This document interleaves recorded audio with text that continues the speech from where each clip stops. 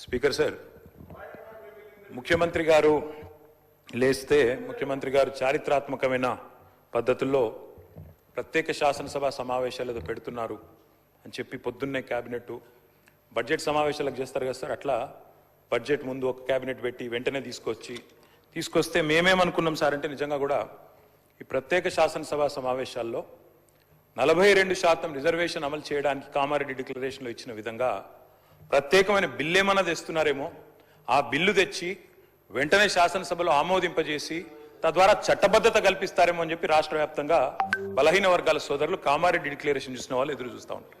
కానీ ముఖ్యమంత్రి గారు ఏం చేస్తున్నారు సార్, ఇక్కడ లేచి ఓ 4 పేర్లు చదివి, అధ్యక్ష మీ ప్రభుత్వం మీద ప్రజలకు నమ్మకం లేదు. ఎందుకంటే రేవంత్ రెడ్డి గారు మీరే చెప్పినారు, సమగ్ర కుటుంబ సర్వే జరిగినప్పుడు తమరిచ్చిన ఉపన్యాసమే మొత్తం యూట్యూబ్లో ఉంది, అన్ని టీవీలలో ఉంది. ఏమన్నారు సార్ ఆ రోజు? ఆ ముఖ్యమంత్రి చెప్తాడు సరే, ఎవరు పడితే వాళ్ళు వచ్చి మీ ఇంటికి వచ్చి వివరాలు అడిగితే ఇచ్చేస్తారా, అవలగాలు దివానాగాలు ఇచ్చేస్తారా అని మాట్లాడింది రేవంత్ రెడ్డి గారు, మేం కాదు. మీరు చెప్పిన మాటలనే ఎన్యూమరేటర్లకు చూపెట్టి చెప్పినారు, మేము ఇయ్యము మీకు వివరాలు, 57 రకాల వివరాలు అడుగుతున్నారు, ఎట్లిస్తాము మీరే అన్నారు ఆనాడు. ఎవరు పడితే వాళ్ళకి ఇచ్చేస్తామా వివరాలు అని మాట్లాడింది, అదే చూపెట్టి అడిగింది. అధ్యక్ష వాస్తవం ఏంటంటే అధ్యక్ష, సమగ్ర కుటుంబ సర్వే 2014లో జరిగింది. శాంతికుమారి గారు ఉన్నారు, రామకృష్ణారావు గారు ఉన్నారు, సందీప్ కుమార్ సుల్తానియా గారు ఉన్నారు. అప్పుడు ఇదే అధికారుల అధ్యక్ష, అప్పుడెవరు వేరే లేరు. సమగ్ర కుటుంబ survey, I'm saying this on record, I worked as a minister for 9.5 years. Yes, చేసింది మొత్తం ప్రభుత్వ అధికారులే, చేపించింది ప్రభుత్వమే. Yes, it is an official document. అందులో ఖచ్చితంగా మేము ఓపెన్ గా వెబ్సైట్ లోనే పెట్టినాం, అసెంబ్లీలో కాదు, చాటుమాటుకు కాదు, పారదర్శకంగా వెబ్సైట్ పెట్టాం. ఆ వెబ్సైట్ లోంచే పాయల్ శంకర్ గారు తీసుకున్నారు. ఏముంది అధ్యక్ష సమగ్ర, ఒక మాట మీ చేతిలో కూడా అదే ఉంది. ఏముంది అధ్యక్ష అందులో డేటా? తేడా ఏంటంటే కేసీఆర్ గారి ప్రభుత్వానికి కాంగ్రెస్ ప్రభుత్వానికి అధ్యక్ష, సమగ్ర కుటుంబ సర్వేలో పాల్గొన్న కుటుంబాల సంఖ్య 1,03,00,000 కుటుంబాల అధ్యక్ష, 1,03,95,000. మొత్తం పాల్గొన్న ప్రజలు 3,68,00,000.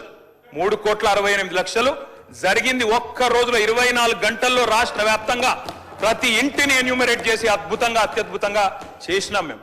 చేసిన తర్వాత ముఖ్యమంత్రి గారు నిజంగా ఎంత మిస్లీడింగ్ గా మాట్లాడుతున్నారంటే అధ్యక్ష, వారు అంటారు అధ్యక్ష ఇంతకు మించిన టాపిక్ లేదు అధ్యక్ష, వారు అడిగిన ప్రశ్నకు తప్పకుండా మా ప్రభుత్వం గతంలో చేసిన పని గురించి వారు అనుమానాలు తలెత్తే విధంగా ఏదైతే మాట్లాడినారో దాని గురించి చెప్పాలి అధ్యక్ష. వారు అంటారు అధ్యక్ష బీసీల సంఖ్య అందులో ఎంత అని. ఎస్, ఆనాడు బీసీల సంఖ్య సమగ్ర కుటుంబ సర్వే ప్రకారం 1,85,61,856, 51%. 51% బీసీలు ప్లస్ అది కాకుండా ముస్లిం సామాజిక వర్గంలో ఉండే బీసీలను కూడా కలుపుకుంటే 10%. మొత్తం ఆనాడు సమగ్ర కుటుంబ సర్వే ప్రకారం రాష్ట్రంలో బీసీల సంఖ్య 61%. ఈ రోజు రాష్ట్ర వ్యాప్తంగా మేము మాట్లాడడం కాదు అధ్యక్ష, ఇక్కడ మా శ్రీనివాస్ యాదవ్ గారు కరెక్ట్ గా చెప్పినారు. మీ కాంగ్రెస్ పార్టీ ఎమ్మెల్సీ చెప్తున్నాడు బయట, దీన్ని తగలబెట్టండి, ఇంకా గలీజ్గా మాట్లాడి నా మాట అన్న, తగలబెట్టండి అన్నాడు.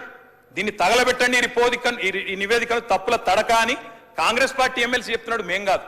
రాష్ట్ర వ్యాప్తంగా బలహీన వర్గాల సంఘాలు చెప్తున్నాయి. ఏమని చెప్తున్నాయి అధ్యక్ష? సమగ్ర కుటుంబ సర్వేలో 1,85,61,000 ఉన్న బీసీలు ఎట్లా 1,64,64,00,000 తగ్గినరు, 51% 46% ఎట్లయిందని అడుగుతున్నారు. శంకరన్న కూడా అదే అడిగింది కదా అధ్యక్ష, తప్పేం అడిగిండు? ఇక్కడ శంకరన్న ఒక్కడే అడుగుతున్నాడు అధ్యక్ష, బయట మీ కాంగ్రెస్ పార్టీ ఎమ్మెల్సీ మాట్లాడుతున్నాడు, మీరిచ్చిన స్టేట్మెంట్ ను మీరిచ్చిన నివేదికను తగలబెట్టమని చెప్పిండు అధ్యక్ష, మామూలు కాదు. ఇంకొక మాట అధ్యక్ష, మేము అనుకున్నాం అధ్యక్ష శాసనసభ సమావేశం ప్రత్యేకంగా పెడితే, ఇవాళ ఏం చెప్పిండ్రు మీరు కొత్తగా? మీరు చెప్పింది ఈరోజు చెప్పింది మొన్న ఉత్తమ్ కుమార్ రెడ్డి బయట ప్రెస్లే చెప్పిండ్రు. ఆయన ఉత్తమ్ కుమార్ రెడ్డి గారు సబ్ కమిటీ చైర్మన్ గా ప్రెస్ మీట్ లో ఇవాళ మీరు చెప్పిన లెక్కలని మొన్ననే చెప్పిండ్రు. ఎందుకు పెట్టిండ్రు మీరు ఇవాళ? మేమేమనుకున్నాం, 42% రిజర్వేషన్ ఇవ్వడానికి చట్టబద్ధత కల్పిస్తూ బిల్లు తెస్తారనుకున్నాం. లేదా మీరు చెప్పినట్టు 56% బీసీలుంటే ఆ 56% బీసీలకు బీసీ సప్లాన్ చేస్తారేమో అనుకున్నాం. ఏమీ లేకుండా ఇలా వచ్చి ఒక స్టేట్మెంట్ ఇక్కడ పెట్టి ఏదో సాధించిన చరిత్ర అంటే అధ్యక్ష 5% బీసీ జనాభా. అధ్యక్ష గౌరవ సభ్యులు 9:30 విన్నారే ఒక నిమిషం.